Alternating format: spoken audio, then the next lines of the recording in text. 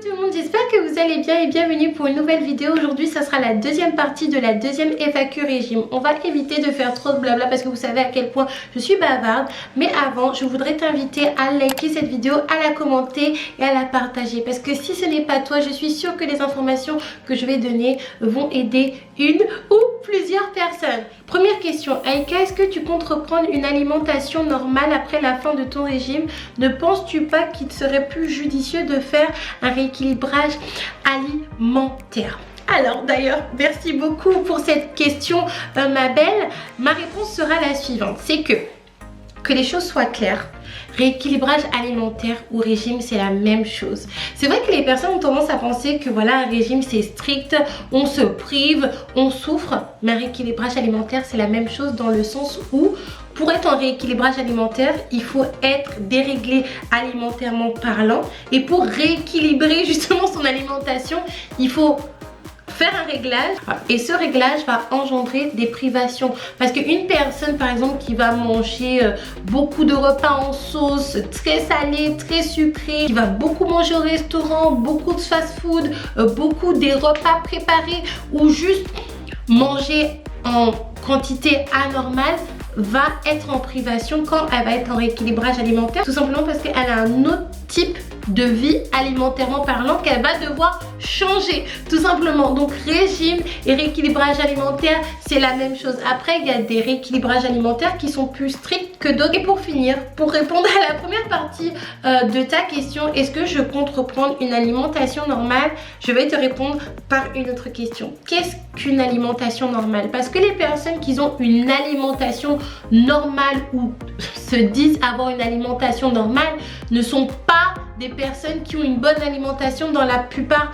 des cas. Moi personnellement, mon alimentation elle n'est pas parfaite. Je me cherche encore, je teste, je goûte, je tombe mais j'aspire à manger correctement, mais ce n'est pas parfait et à chaque fois je vous le répète, mais une alimentation normale c'est pas forcément ce que vous pensez. C'est pas manger de la viande 3 fois par semaine ou une fois par jour, c'est pas forcément manger des féculents à gogo, c'est pas forcément manger 3 à 4 repas par jour.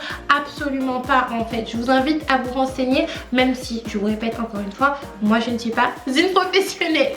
Aïka, je suis vraiment fière de ta perte de poids et de ta prise de conscience, mais comptes-tu également changer l'alimentation de tes enfants? C'est une excellente question. Parce que effectivement j'ai changé mon alimentation, mais je n'ai pas encore changé l'alimentation de mes enfants. Et je vais vous expliquer aujourd'hui pourquoi. Il faut savoir que c'est bien les régimes, les rééquilibrages alimentaires, faire du sport, changer l'alimentation, tout ce que vous voulez. Cependant, il peut avoir des désagréments. Moi personnellement, j'ai eu le désagrément de la constipation et c'est parti à un stade où c'était sévère.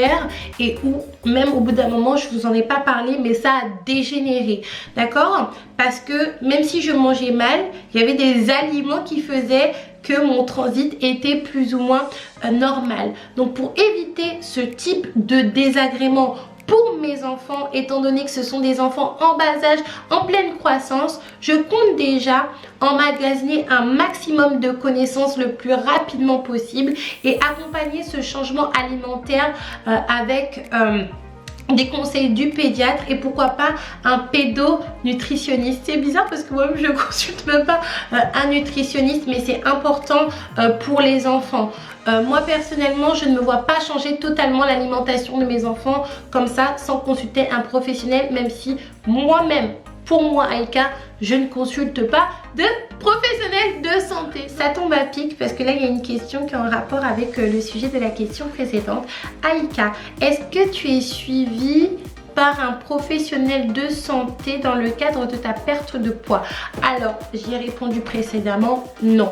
Par contre, si je remarque quelque chose, si je vois qu'il y a un changement au niveau de mon corps, un symptôme qui apparaît, je vais consulter d'abord le généraliste. Si je ne suis pas satisfaite de la réponse du généraliste, parce que étant donné que je suis jeune, quand j'ai des symptômes, on ne me prend pas au sérieux. Je vais directement aller voir un spécialiste et si je ne suis pas en fait satisfaite de la réponse du spécialiste, je vais consulter un autre spécialiste. Question suivante, ne trouves pas-tu que ton régime est trop strict? Absolument pas. C'est vrai qu'il y a certaines personnes qui me disent Aïka, tu manges pas beaucoup, surtout que tu fais pas mal de sport.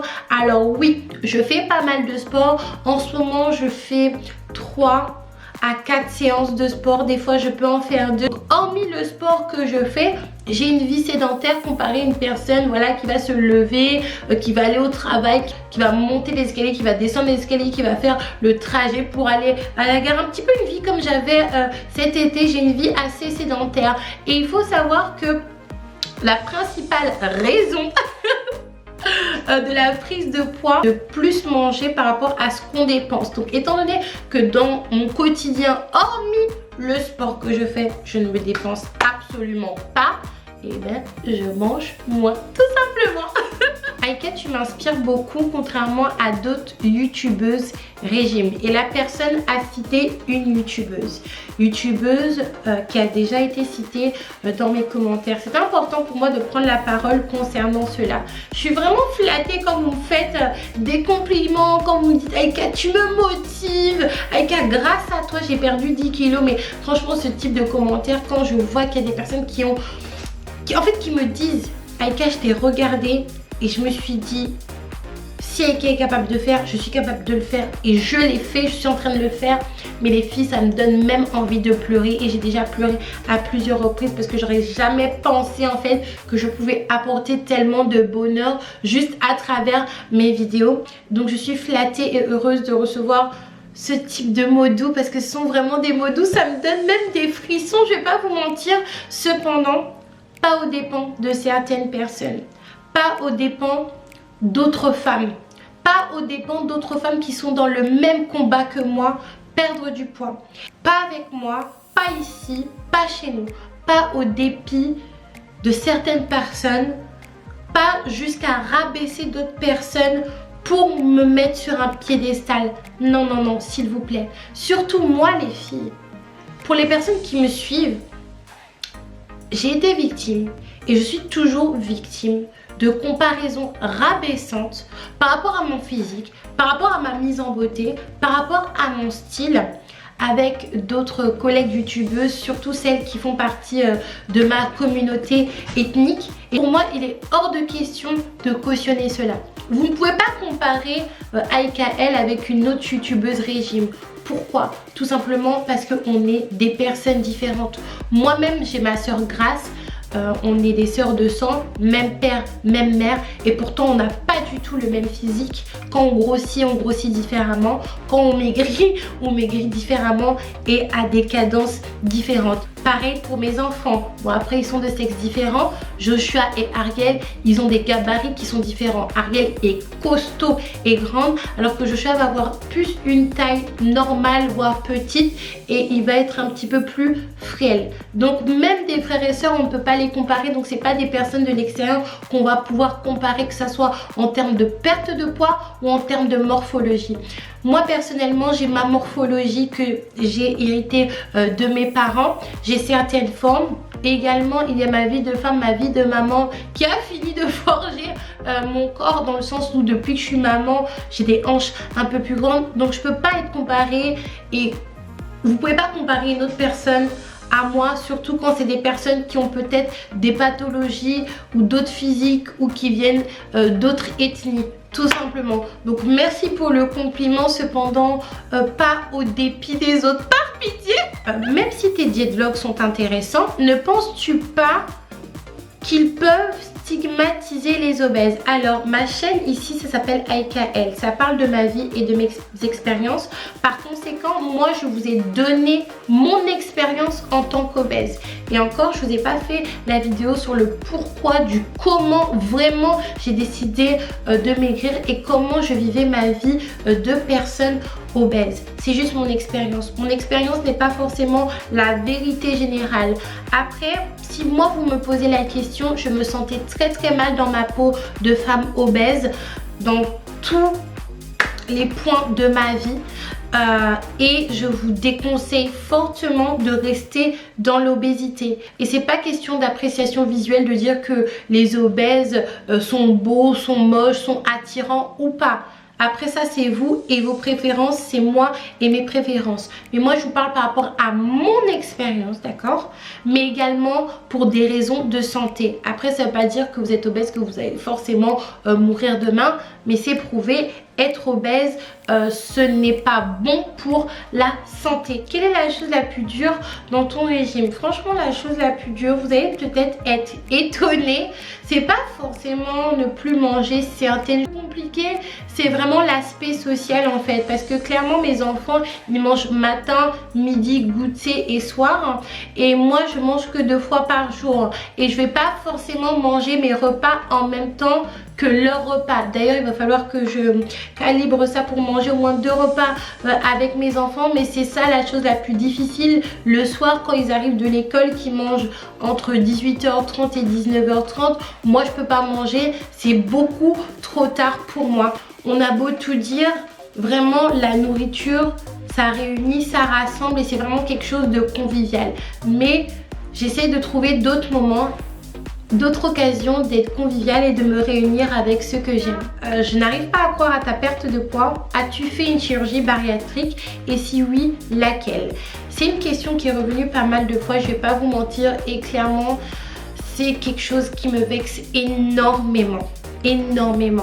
Parce que en fait à travers ce genre de réflexion, de rumeurs, d'allégations, de mensonges, ça sous-entendrait en fait que déjà je suis pas transparente, ce qui est absolument faux, et au-delà de ça que c'est normal qu'Aïkaël elle a perdu tout ce poids là, c'est parce qu'elle s'est fait opérer, qu'elle n'a pas dû faire d'efforts pour perdre tout ce poids. Alors que vous avez vu, vous avez été témoins les filles, au-delà d'être insultant envers ma personne, je trouve que c'est super insultant envers les personnes qui ont recours à ce type d'opération, parce que peut-être que ces personnes-là n'ont pas la volonté, n'ont pas le courage de faire ce que moi je suis en train de faire. Mais moi personnellement je n'aurais pas eu le courage de m'allonger sur une table d'opération, risquer de mourir, parce que quand vous faites une anesthésie générale, il y a un risque quand même que vous trépassiez. C'est vrai que les anesthésies générales de nos jours c'est plus que c'était avant, mais on vous endort quand même de force avec des produits qui sont quand même assez costauds. Et ces personnes-là ont eu le courage de s'allonger sur la table d'opération, ils ont eu le courage de subir les suites post-opératoires, et ils ont eu le courage de vivre l'après. Parce que quand vous faites une chirurgie bariatrique, l'après c'est pas joli.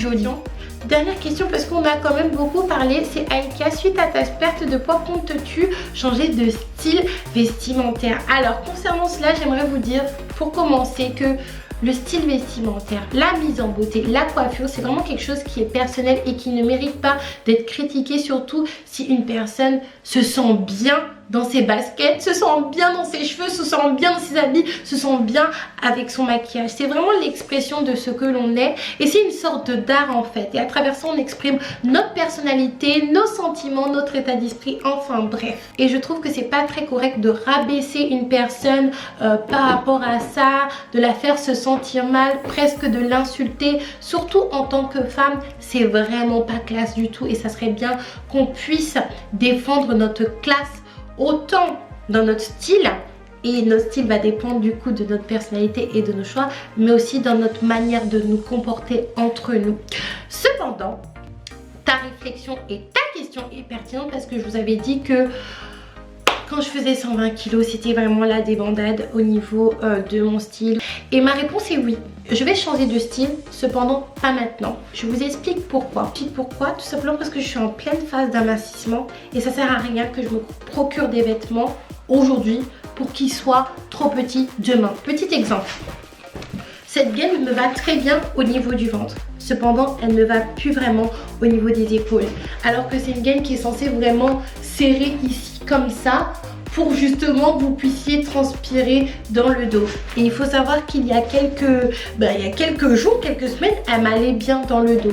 Donc ça sert à quoi que j'aille dépenser mon argent pour après devoir donner les habits demain? Non. Mais dès que j'aurai obtenu un certain poids, je dirais 60 kg, 65 kg, là je pourrais recommencer ma garde-robe. Donc c'est la fin de cette deuxième partie les filles, j'espère vraiment qu'elle vous aura plu. N'hésitez pas à liker la vidéo, la commenter, la partager. Je ferai une autre FAQ courant 2021, pas tout de suite parce que je vous quand même pas tout de suite parce que vous avez quand même eu la réponse à pas mal de vos questions. N'hésitez surtout pas à me suggérer en commentaire une vidéo qui vous plairait. Moi je vous fais un gros bisou et je vous dis à la prochaine.